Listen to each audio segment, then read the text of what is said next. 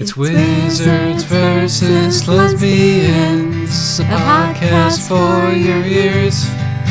Hello and welcome to Wizards versus Lesbians. I'm Alexis.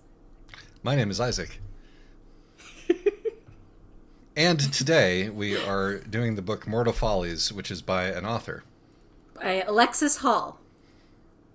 Oh, of course. How could I possibly have forgotten? We've had both an Isaac and an Alexis at this point, which is pretty cool. Yeah.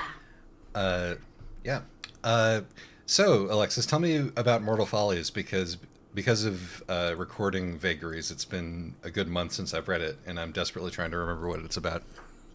So, Miss Mayelise Mitchellmore, in a vaguely Regency England that has some other weird things going on, is under a horrible curse, which starts out just being embarrassing, like the Utena-style dissolving dress, and then rapidly escalates from embarrassing to deadly. And she has to figure out who has cursed her and why, and how she can survive it.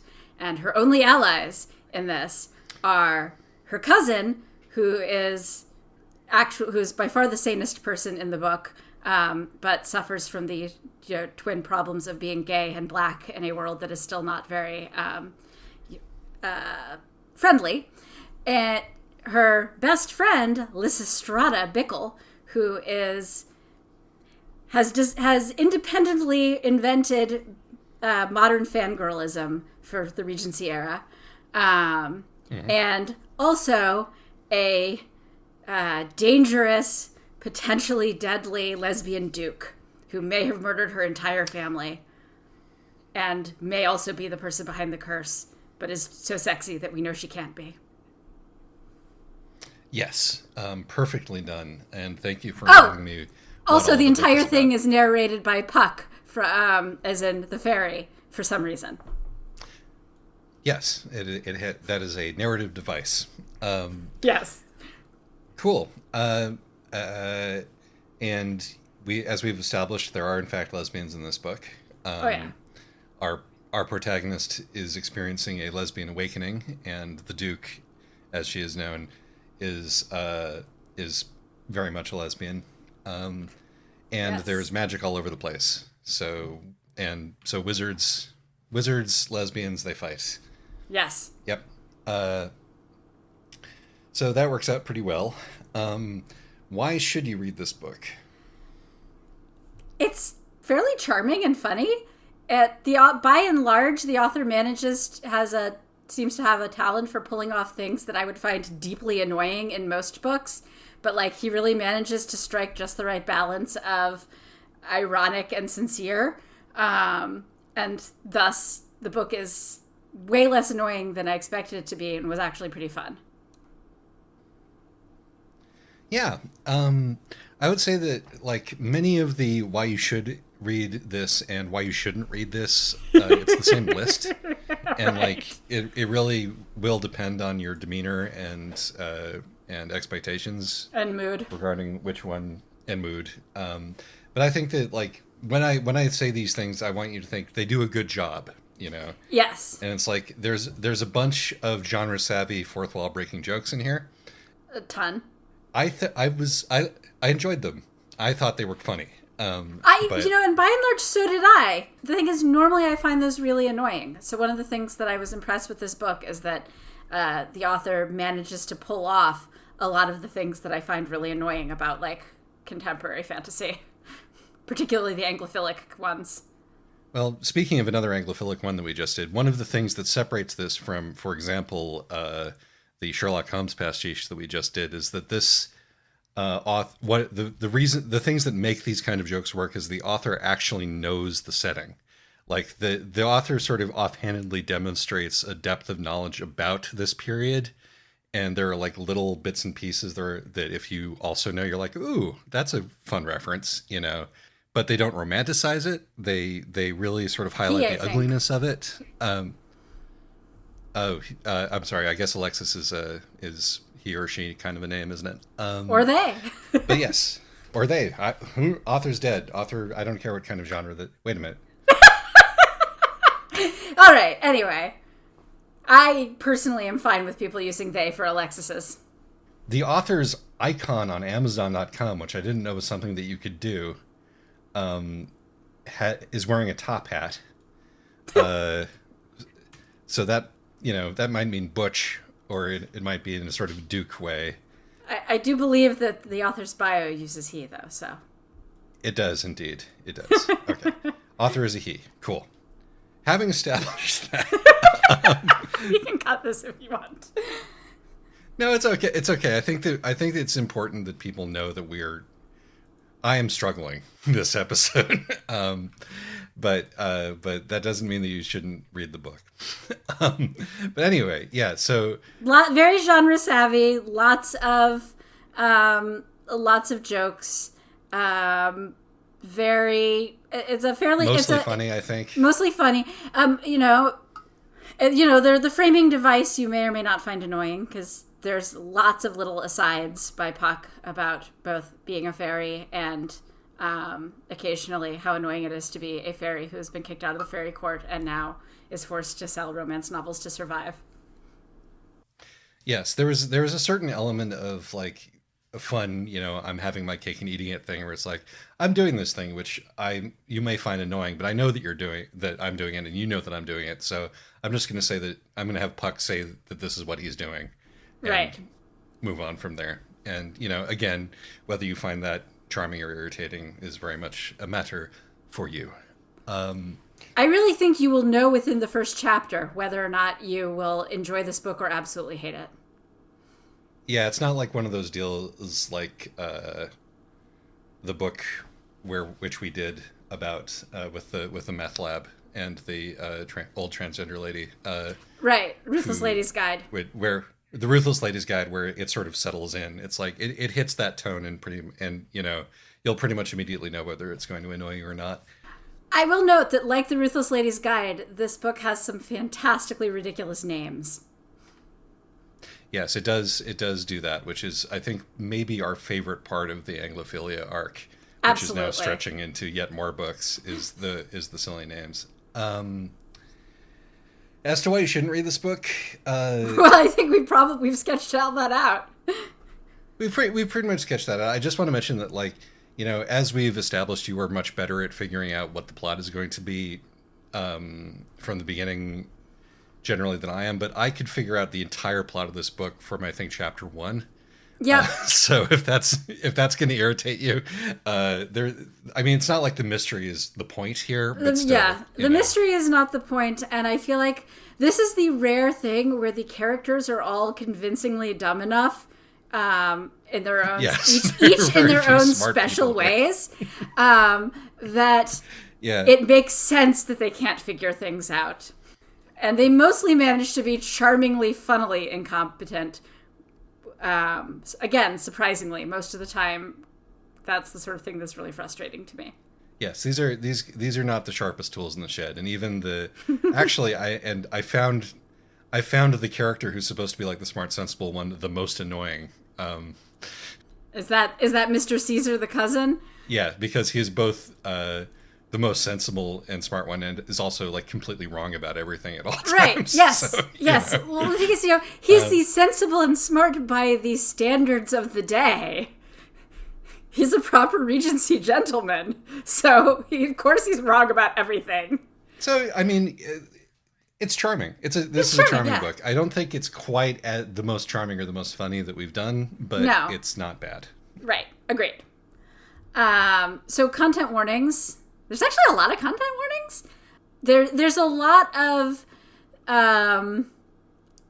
the curse. Some of the curse things and other things are sexual harassment type, and there's some coercion. There's some body horror. There's a lot of murder, both attempted and actual.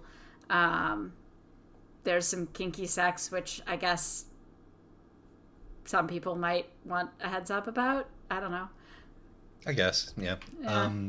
There's some light bondage. And period typical attitudes towards everybody, basically. Yes, exactly. The sort of misogyny and homophobia that you would expect from this. Although it's also, and racism. Although, again, the book is like, this is actually another reason why you should read this book, is that this is a sort of 19th century English period piece that not only acknowledges that it's a sexist, racist society, but is also very good at acknowledging the ways in which it's a sexist, racist society in which black people did exist, in which women did exist and get to do things, and in which gay people, if they were in the upper classes, existed. And could get away with a lot, yeah. But yeah, I think that pretty much covers it. Yeah, I think so. Shall we dive into discussing the book? Let's dive into discussing the book. Spoiler zone. Yes. So I loved Mrs. Bickle, the fangirl. I thought that she was very funny. She was, which again, she's the sort of character who could have been super annoying, but she manages mostly to be charming, funny. Yeah. And it's like, she's not, despite the fact that she's, sort of a bubbly fangirl and is slightly out of time with her references and jokes and such. She's still a human being, she has like an actual bit of an emotional palate, which helps a lot. It's also, I also like it because, she is the sort of sidekick, best friend character, but she also has her own issues. And it's like, one of them is that even though she is like screamingly heterosexual, in contrast to our main character, she is like, man, I understand that this society where your only job is to get married, is particularly bad for you, the lesbian, but gee, I never really thought about how it's not great for me, even though I really like to do it with men. Right. And so she has some good like introspective stuff about her own, because her sort of casual, understanding that her job is to get married gets challenged over the course of this book too, and so she has to like do a little bit of soul searching about that. Yeah, I think also, I think also that one of the things that makes her really work as a character is the fact that sometimes in pursuit of being like weird fangirl type, she says things that are inappropriate, and instead of everyone laughing them off, her friend goes, actually, that's really hurtful. You're talking about me like, and my impending death like it's a novel. And at which point Miss Bickle goes, oh, you're right. I'm sorry. I didn't mean to. Like it helps ground her. The fact she's oblivious, but not like, she's oblivious, but not like psychopathic, Right. But also because the other characters are still relating to her as a friend and as a person, she really gets that, humanizes her in a way that even if she were having all these internal things, moments, I think the fact that the other people do mostly treat her as a person, with the exception of the Duke, really helps. Yeah, that is actually part of her miniature character arc, which is that she is she's a very privileged person and has grown up in privilege, and therefore sort of treats, and it's like, is very much how exciting, to any potential threat. And right. But also she sort of fantasizes about being, kissed by some rake, highwayman kind of thing. But yeah, no, part of her character arc is like, oh yeah, actually this is real life and there are consequences, and it's not all just a storybook. Yes. And despite having this character arc, she remains incredibly weird throughout. I mean, I think we should mention that as well as like taking her friend's, impending death seriously, she also has to be told, please don't ship me. Right. Although in this book it's tinging. Because she had to independently invent the concept. Yes, exactly. Although, and I also appreciate the book never actually explains that derivation. It, gives you right. It lets you figure it out for yourself. Yes. Yeah. Oh, it's worth noting about the setting that this is mostly, and I say Regency as if I know anything about like as I have any way of dating English anything. Here's a brief primer on English history. It was probably a bunch of Celts until 43 AD when the Romans arrived. Then they left. After that the Anglo-Saxons came, and then some Vikings, and then the French in the form of the Normans. After the Norman conquest came the Middle Ages. That's when Blackadder 1 was set. And then came the Tudors. This is the Elizabethan era, about the 16th century, and this is where Blackadder 2 took place. After that, you get the Stuarts and a whole bunch of ructions. There was Oliver Cromwell and all that shit, but eventually they figured it out, and we get to the Georgian era, with which we are concerned, for it was within the Georgian era that Blackadder 3 took place. And also this book. Then Queen Victoria came along, then it was the Edwardians, then it was the First World War, then it was the period between the wars, and then the Second World War. Oh, I forgot, Blackadder 4 was in the First World War. And now I think of it as, it's Jane Austen era, you know. Because this is contemporaneous with Jane Austen. Right, and so I guess it must be Regency-ish, I think. Yeah, because they're talking about the anonymous author of Sense and Sensibility or whatever. That's it was, right. Somehow, that's right. Because Miss Bickle is a fan, you know. Of course she is. Yes, she's also invented the fangirl, you know, again independently before fandom exists, concept of deciding that all of an author's works are set in the same universe so that you can ship, you know, characters cross book. Yes, she does. And it's like, I mean, we say before fandom existed, but, you know, are we sure about that? Well, you know, it's certainly before modern fandom existed. Right. The thing is that she has managed to independently invent all of the things that modern fandom does, all, you know, which obviously have older roots, but, you know, she is very much a modern fangirl, and it's because she has just figured all, you know, evolved separately, partly because she's incredibly rich and has incredibly permissive parents. Indeed.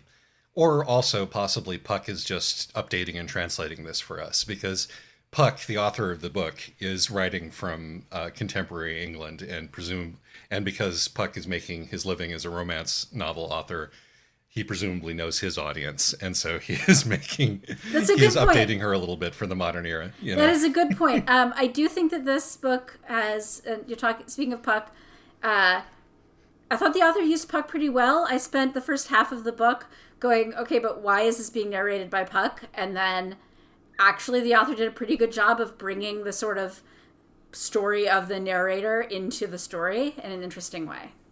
It's also kind of unreliable narrator training wheels. He tells you what he's doing while he's doing it, like Penn and Teller. So you can spot it in a different book. Yeah, I mean, I think I thought it was a cute framing device. It let you in for a bunch of like meta jokes, which I again enjoyed. I liked the, you know, instead of doing the thing that we complain about, which is, you know, the author, you know, hiding information that you should have from you. Puck is like, they do that, but Puck is like, I'm not going to tell you this next part because that would be a spoiler. So, you know, I'm going to move on to the next part. And so it's like, you know, yeah, you're still doing the irritating thing, but you're giving me a joke to enjoy while you're doing this irritating thing. So that's fine. And also it's not like you can't figure out exactly what's happening anyway. Right. Also, it becomes less irritating because the thing for most of the time, what makes it irritating is that there's no reason for the author not to tell you this other than that, you know, to make the suspense work. And so acknowledging, oh, I'm not going to tell you this just yet, actually just, it makes it a lot less irritating because then the author isn't treating you like you're stupid. Exactly. No, like, you know, Puck is sort of giving you a little nudge in the ribs, being like, yeah, we both know how this all works, you know, so, you know, I'm just going to do this thing, you know, because like this is what you expect, and, you know, hey, we're all in on this together, like we're all fans together here, and you know, it's a little bit disingenuous maybe, but I think it works. I think it works too. So another thing I enjoyed about this book is because we've seen other books where sort of you have your innocent English girl even, who has her lesbian awakening. And I really enjoyed how quickly Miss Mitchellmore has her lesbian awakening, she's like, I'm having strange feelings about this woman. And her best friend is like, maybe you have a thing for her. And she's like, I think that's correct. And then she just relentlessly pursues the love interest for, the next 2/3 of the book. And the love interest, who had previously been having a lot of fun being like, ooh, I'm so sexy and dangerous and flirting with you, immediately goes, wait, no, what? And backs off because it's way more fun, you can feel it's fun and powerful if you get to be flirting with the innocent girl. But when the innocent girl is like, okay, are you actually going to deliver on this? Suddenly it, becomes much less of a game where you're the person in power. And that also made it clear, like, immediately that, the Duke probably would not be, quite as averse to actually emotionally opening up if she wasn't under a curse where she thinks that maybe everybody she loves dies, To be fair, it's made very clear. So. Right. It's a metaphor, but it is also made very clear that she is under a curse where, the part where, the part where Miss Mitchellmore comes down with every single disease at once is but at actually that point, quite funny. But it's like, it's very obvious, like, even before then, I really like that. It's like, oh yeah, no, the doctor it's like that Simpsons bit where Mr. Burns has every disease at once and he's only alive because they're fighting each other rather than killing him. Right. But it's like, yeah, you have syphilis somehow, Right. It's very funny.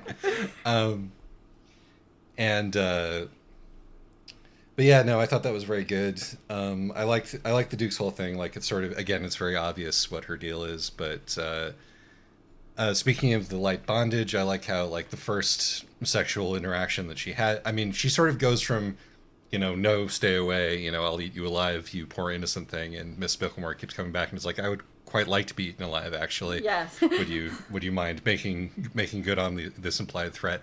And and so when she first does it, she's like, okay, maybe I can finesse this by keeping her at a distance, by treating her like, one of my kept women, And so their first sexual encounter is very much designed to, to establish the Duke is the top, the Duke is stone, you're not touching me, I'm touching you. And trying to, and I'm going to be as much of a bastard as possible while still giving you a fulfilling sexual experience.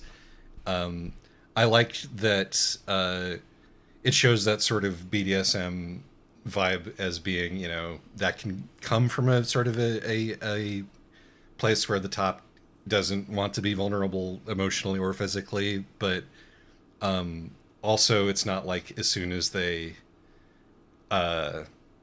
when they figure it out, it's not like, they immediately become vanilla because that's normal, healthy sex, right? Which is a trap that another book could have fallen into. Right. So, I appreciated that.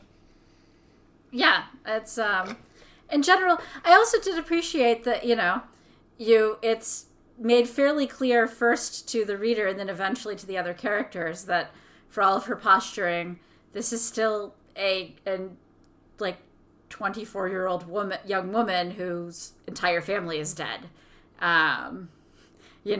Like she can swan around wearing all black and flirting dangerously as much as she wants, but she's still actually it's like fairly vulnerable young woman in a society that is not kind. Right, and I like how her staff isn't like frightened of her; they're just very protective of her. Yeah, I do. Even like the innocent girls from the village are just like, yeah, we all know what her deal is, and we just kind of worry, Right. Yeah, she just seduced my sister, but my sister was into it. She hasn't tried anything on me. Right. And I do also enjoy that there's this convoluted reason for why they call her the Duke, but this is also just clearly so that this could be like a ravishing Duke romance. Exactly. That is perfect. That is perfectly reasonable. This happened again, from the boat book. there are now too many titles that don't actually have anything to do with what is going on in the book that I'm just going to start referring to books by the thing that I remember about them. That's since fair, we're like yeah. 70 episodes in at this point. So The boat book, I'm pretty sure, is A Restless Truth. that's the one. Thank you. I had the same problem with this book that I did with the Restless Truth, which is that God, if 13-year-old me could hear this, he would be shocked and appalled. But the sex felt like it disrupted the pacing and dragged. The sex is the part of the book where the sex is the most boring part of this book, even though it's like not bad sex, it's well written sex. I was just like, all right, get on with the plot already. Right. Yeah. I don't know if that's going to be everybody's experience, but the book kind of grinds to a halt during that part where she's trying to get the Duke to open up to her when she's staying in her mansion, Right, and so that suddenly there's a bunch of sex scenes and a bunch of tender emotional scenes, and then it sort of briefly switches genres until Miss Mitchellmore, the second curse hits her and she comes down with every disease at once, at which point it goes back to the book that it was before. Exactly, and I felt like, well, I guess that it's sort of, this is a paranormal romance with capital letters, that's where it's shelved in the bookstore, and so we have to have our sex scenes and the sort of the pining and whatever, but clearly, I think this book is actually interested in the plot. Right, the author is not using the plot to get to the sex scenes. The sex scenes are sort of part and parcel of the deal, but I think that the author is as interested in we are in what's going on with the curses.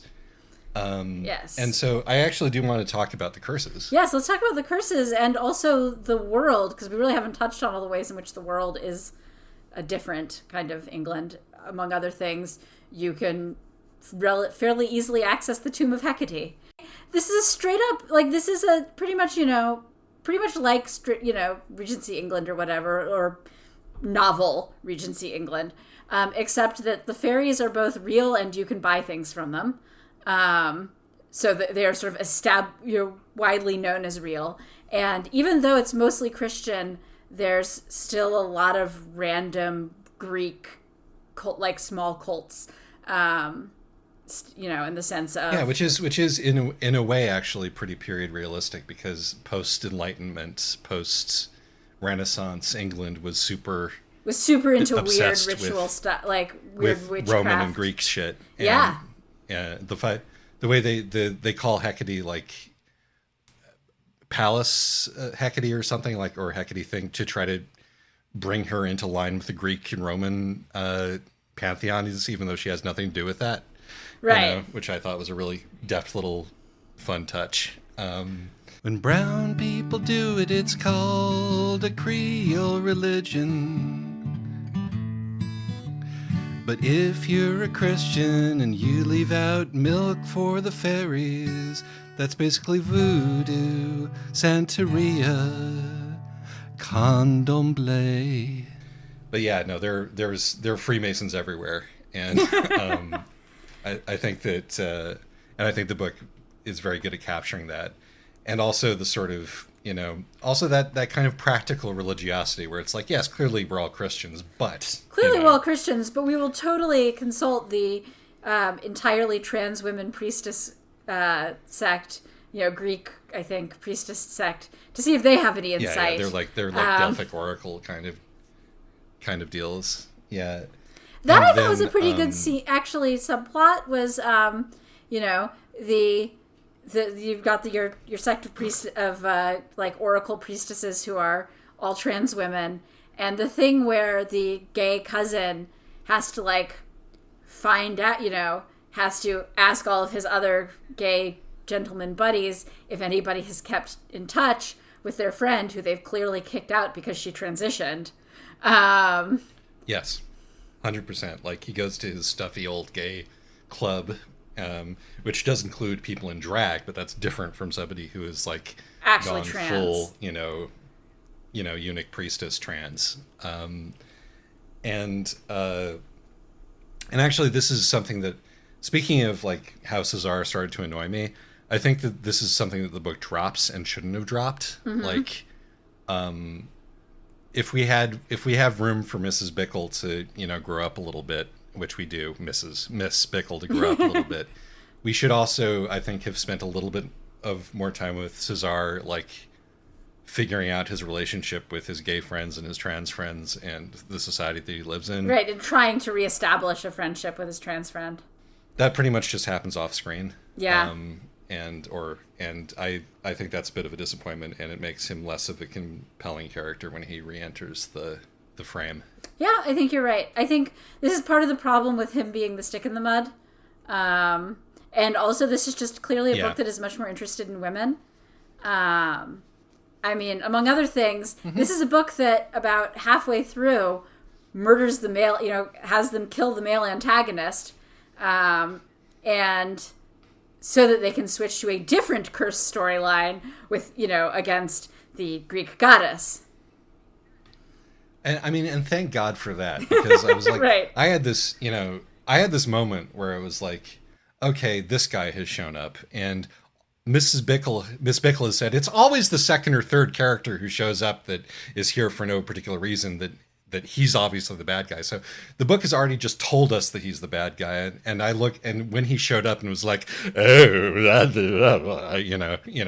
chewing the scenery and twirling his mustache. Right. Also, it's because when they're listing all the potential people that she could have offended, clearly it's the man who she rejected. She's already offended him on screen, even though she doesn't remember doing it. And so I looked at the runtime of the audiobook at that point. I'm like, holy shit, are we going to have to spend the next 2/3 of this book pretending that we don't know that this guy's what it is? That's going to be incredibly tedious. But thankfully, he gets killed almost immediately, which really helps matters.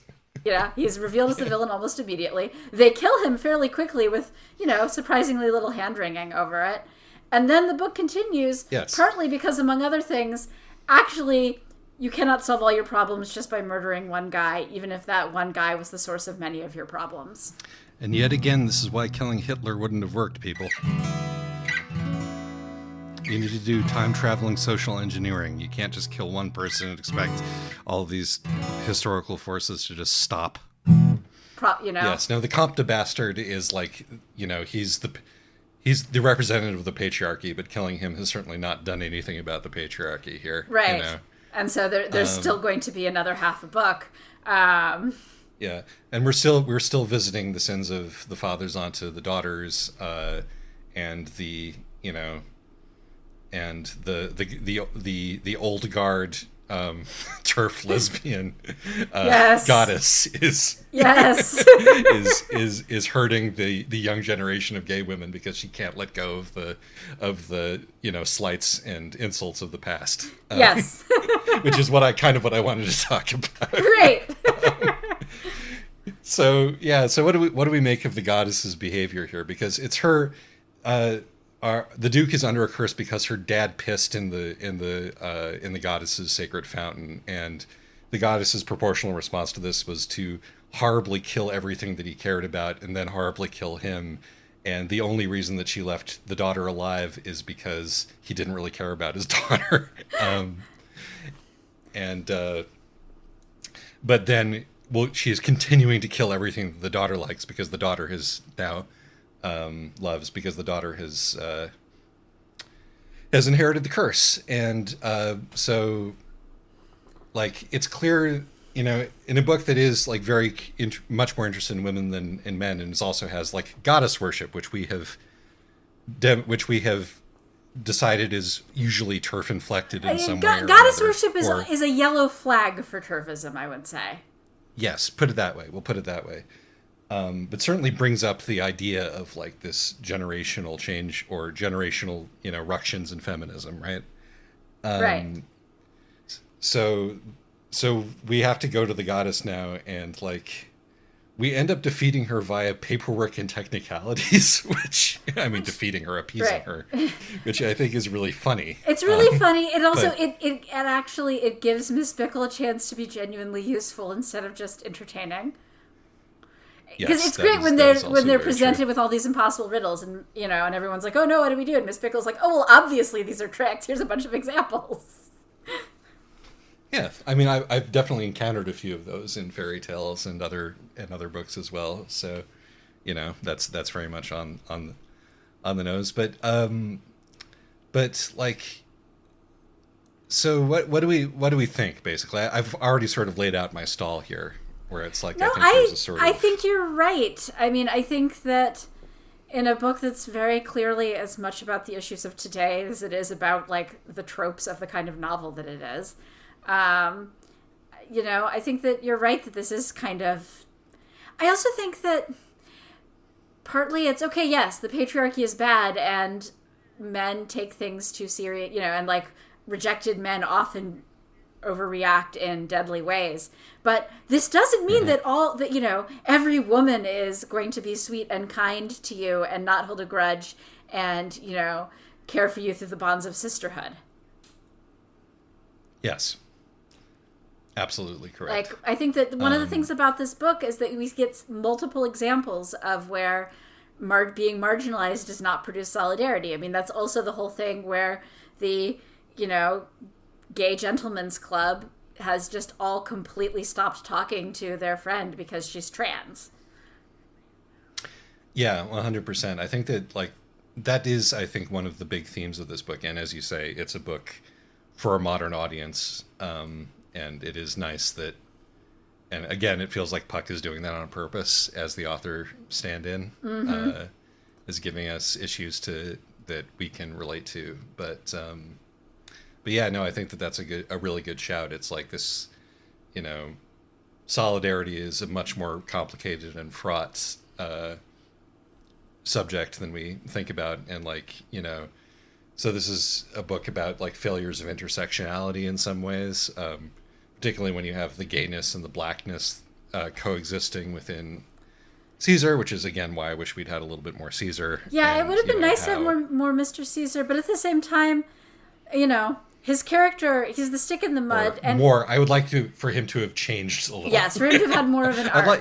I would have liked to have had an arc, exactly. But at the same time, I did like that the book fairly efficiently establishes exactly what all of his issues are. You're like, oh, okay, this man has clearly had to be the most English gentleman of all English gentlemen because, everybody thinks of him as the African. You have to do it backwards and in heels. You have to... Right. Right. That's not exactly the right turn of phrase. It's the twice. You have to be twice as good as everybody else to be treated the same. To be half as successful. And and that ends up really limiting him in terms of what he can do narratively and also how he can grow as a person, is he has really had bought into the entire value system, which is why he is consistently wrong the whole time. But at the same time, he's kind of got to stick with his cousin and her weird, annoying best friend because he doesn't really have anybody else he can publicly hang out with. Yeah. No, I really liked the way that, that this book treats the social strictures of the period as like it genuinely hampers the efforts of our heroes, at every turn. Yes, despite the fact that they have, for various contrived reasons, our two, all three of our female leads, our two female leads and our one sidekick, all have about as much freedom as it is possible about as much have. Independence as you would, yeah, exactly, right, because, as anybody could possibly have. Miss Bickle is extremely wealthy, is an extremely wealthy heiress, and her father is an insane poet who doesn't care what she does because, it will seem romantic. And Miss Mitchell-Moore's parents are. Oh God, I'd forgotten about him. I really like the sort of the passing shots at the nerds of this era, and his love and the absolute. Oh, and like even speaking of patriarchy, like the, when the Duke puts down Wordsworth, that is as if she has disrespected his favorite Japanese animes, right. at the dinner table, Right, like he is totally fine with everything else that has happened up until then, but how dare you? Yeah, it's a really funny moment. This book is full of like beautiful little jokes like that, Yeah. which I appreciate. Yeah, you know, and Miss Mitchellmore is beautiful enough that she can get away with a lot of things. And also her parents are also extremely permissive because she's, you know, never given them any trouble and they're also nerds. Yes. So, and of course, the Duke is a duchess whose entire family is dead, so nobody can tell her what to do anymore. Yeah, no, it's but even given that this is like the best case scenario for the highest and richest class of women in the society, their movements are still incredibly circumscribed, and they can't just go out and do things without a bunch of conditions being met, or else they will be cast out of society, which is the worst thing in the world. Right. Well, you know, you see that it actually, that even being sort of on the outskirts of society has really sucked for the Duke, so. Yeah. I mean, you might have to go to Paris, for God's sake. Nobody wants that. So. All these romances are sneakily smart. We keep running into the good ideas in the dark. Maybe you mix your politics with a slollop of sex? Okay, with a slollop of sex. And that's how you get your point across. Yeah. Can I talk about a few of the little jokes that I noticed and appreciated? Absolutely. Yeah. So there is a shout out to the book The Complete Angler in this book, which I really appreciated. The Complete Angler is by another Isaac, by Isaac Walton, who it's a book about fishing in the mid 17th century that was written in the mid 17th century, which is is kind of like a spiritual text for people who are really serious about angling and fly fishing, and is like one of those very singular and weird books that if you know it, you know it. And, does it come up in the River Wye? Is that why I've heard of it? Yes, it absolutely comes up in the River Wye. Which you'll have to do a jingle about. David James Duncan was kind of the poor man's Ken Kesey. A beloved local Pacific Northwest author who loved to fish. He wrote a Brothers Karamazov pastiche called The Brothers K, set largely in Camas, Washington, outside of Portland, and also the River Wye, which is about Buddhism and fly fishing. I'm incapable of telling you if these books are any good or not because they're an inextricable part of my childhood. But Isaac Walton wrote like The Complete Magician or something in this universe, right? Which is just mentioned in passing, and I'm like, yeah, you know your stuff. I really appreciate that. There are a bunch of really good one-liners, like, oh, you can't. So I really appreciate that Miss Bickle is woo-woo. By the standard of the society, but that's not because she believes in fairies. It's because she's just too enthusiastic about fairies, right? Because everybody knows they exist. Right. She's like a weeaboo, but for fairies. Yeah. Right. She's very, it's like, can you still be like the weird crystal and faith healing and little angel's friend in a world where magic is real? And this book answers yes. All you have to be is a little too into it. Right. I like the little joke that she bought a dress made of mermaid hair from some weirdo on a beach, and later it turns out that it is actually made of mermaid hair, and the Duke is like, yes, good choice. That's a very good material for going into the water with. Yeah, and in particular, then they actually, the plot makes it so that they have to go into the water, and you're like, oh, it's Chekhov's mermaid hair dress. I like that Puck raises the potential age gap issue between the Duke and Miss Mitchellmore, because that, again, he's writing for a modern audience, and that's the kind of thing that a modern audience, and he's like, please remember that she's actually, despite everything and the way she actually is 24, right? It's okay, you guys. Right, which is great because again, this is such a this is a book that on the very surface, before you pick it up and start to read it, you think is going to be, oh, it's, Regency romance, but with lesbians and magic. And it's not, but it isn't actually quite that. I mean, it has those elements, but it is way more committed to both the fourth wall jokes and trying to say something interesting than just being like, than just doing the thing that a lot of very fluffy and fun to read stuff does of, well, okay, you really like this genre, but you wish that it had your thing in it. Here you go. Right. It's going above and beyond, which I very much appreciate. And part of the way that it's going above and beyond is that instead of, her being the Duchess, there's this extremely contrived reason why she has to be the Duke. And again, where it seems like there's an age gap, but no, actually, don't worry, guys. It's actually only a couple years apart.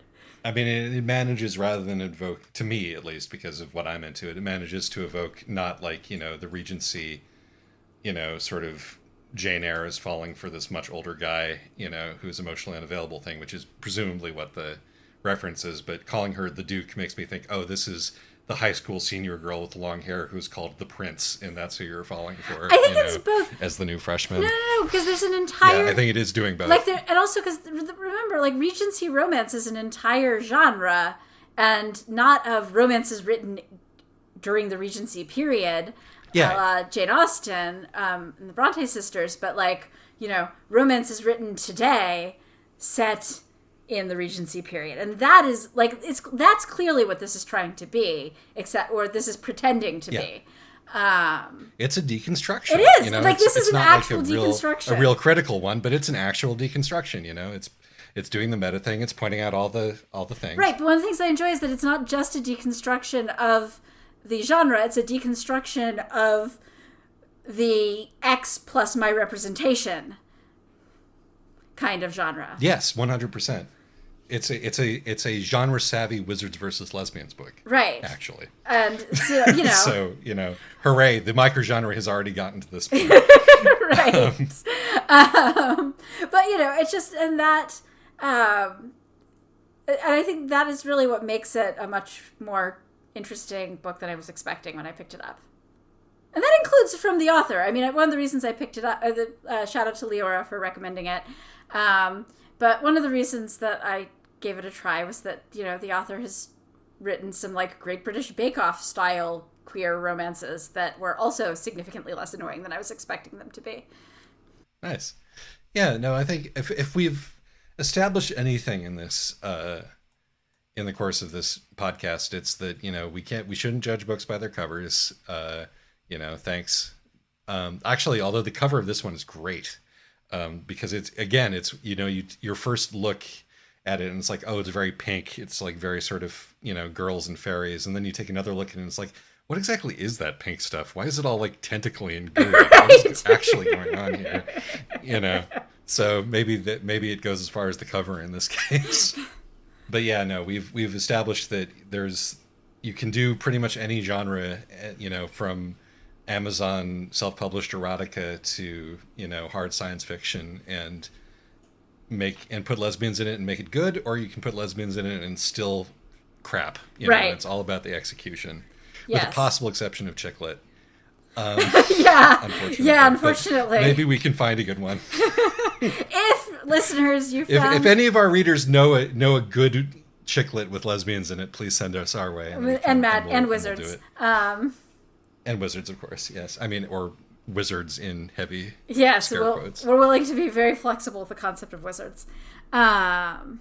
Indeed. Oh, let me get into one last joke that I really appreciated, which is that when Miss Micklemore has... what is her name? I don't want to say Miss Macklemore because that's what my brain is trying to... Mitchellmore, thank you. It's Miss Bickle and Miss Mitchellmore. There we go. I'm not doing a Macklemore jingle. When Miss Bickle, when Miss Bickle discovers that Miss Mitchellmore is gay, and Miss Mitchellmore knows that Miss Mitchellmore is gay, and Miss Bickle, of course, is being yes, go for it. She's oh, but wait, you can't marry her. not even in Scotland. Which is just a fantastic little joke. I really like it. Yeah, it was. That's You know. I mean, I enjoyed her let me scientifically explain why gay people must exist. And that she's very earnestly... She derives homosexuality from first principles. From first principles, despite the fact that her best friend's cousin is gay.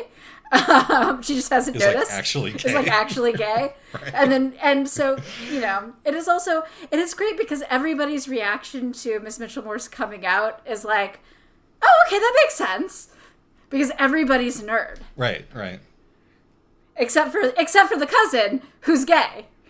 And that they all tried to sort of introduce her to the other gay woman that everybody knows in society. Exactly. It's like, sure, I mean, 2 lesbians. There you go. What else do you need? You know? Exactly. So. Forgive me, I have done this with my friends. None of us are free of sin when it comes to helping out useless lesbians. Yeah, so again, I think there were a lot of clever things, and also it was funny. And I think that another real takeaway from this podcast has been that you can get away with a lot if you are clever and funny about it. But the problem is that if you fail to be clever and funny about it, it makes everything 3 times as bad.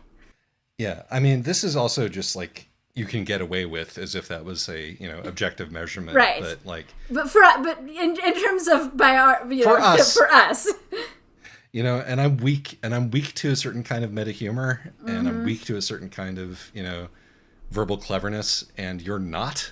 And so it's like between the two of us, if it passes both of our sniff tests, then there's probably something good going on. Exactly. Yeah, and it's like I always like when Robin Goodfellow shows up, because again I was raised on Sandman, so yeah, no, definitely that's gonna give it extra points.